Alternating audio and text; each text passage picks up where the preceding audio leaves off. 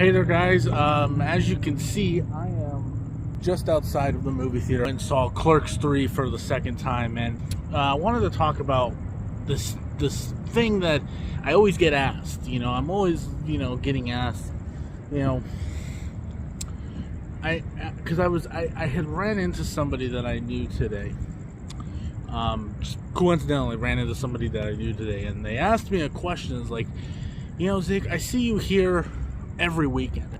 Why are you here every single weekend? Why do you choose to go to the movies? Don't you have things to do? Don't you have friends? Don't you have a job? Like why do you always choose to go to the movies every single weekend?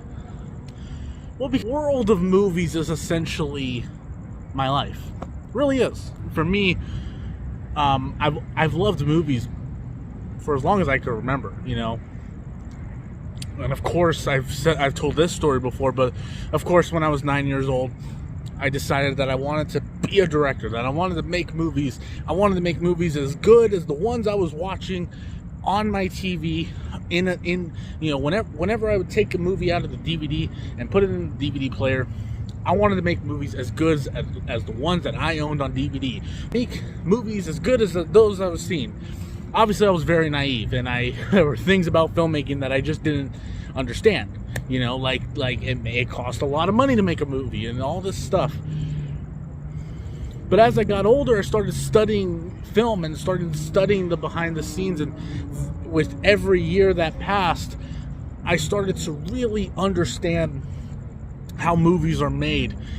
Now, I've talked about this on my podcast, which if you guys aren't subscribed to the podcast, go look for it. It's available wherever you get your podcast, specifically Spotify and Apple Podcast.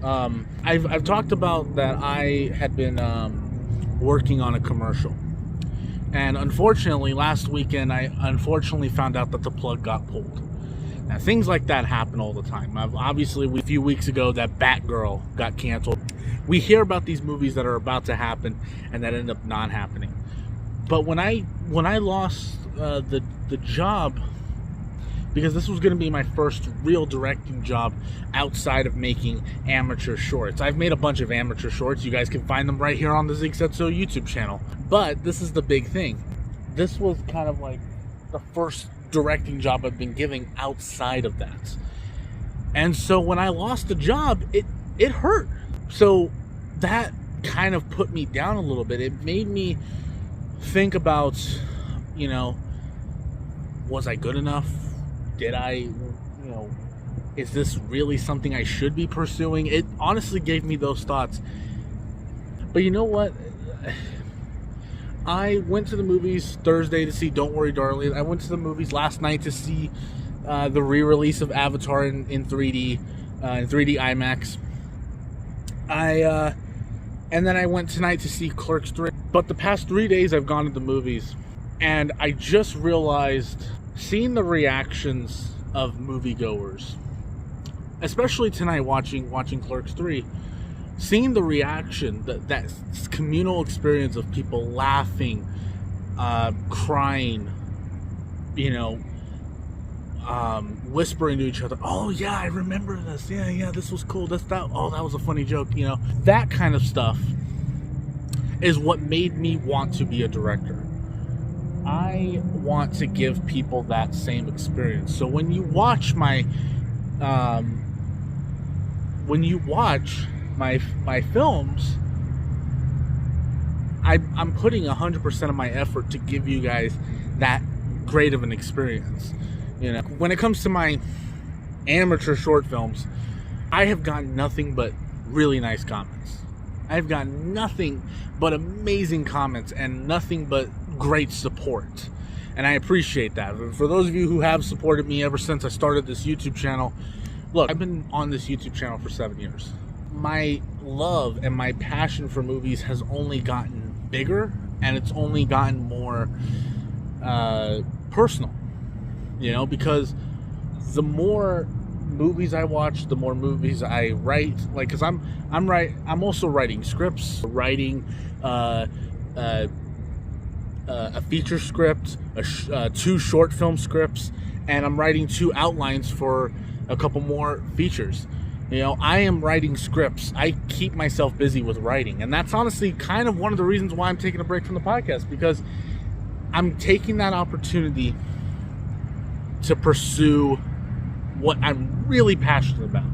Because let's be honest, and I'm grateful for the opportunities I've been given. You know, I've worked at some really great day jobs, and I've worked at some really bad day jobs. And the day job that I'm working right now is a great job. It's a really good job.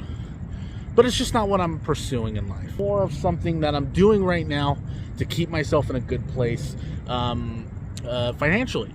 You know, it's just something that I'm doing to put myself in a really good place. It's just not what I would like to pursue, you know.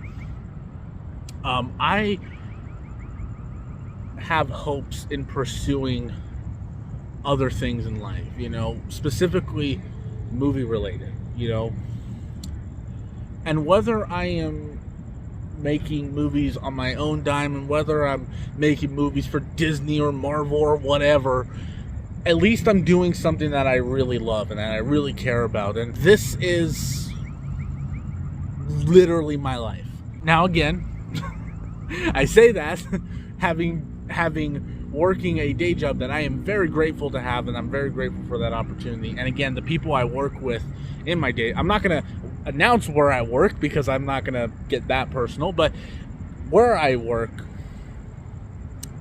I'm very grateful for the opportunity, and I love the people that work there. I love I really enjoy the job that I have. Like, do I come home from work and be like, you know, oh man, I can't wait to go back?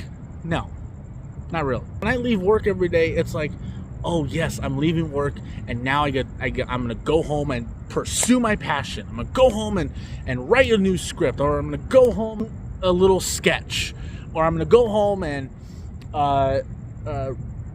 you know, make a new YouTube video about movies, about the latest movie I saw, or, you know, hey, I got a few more hours until I see a new movie, you know.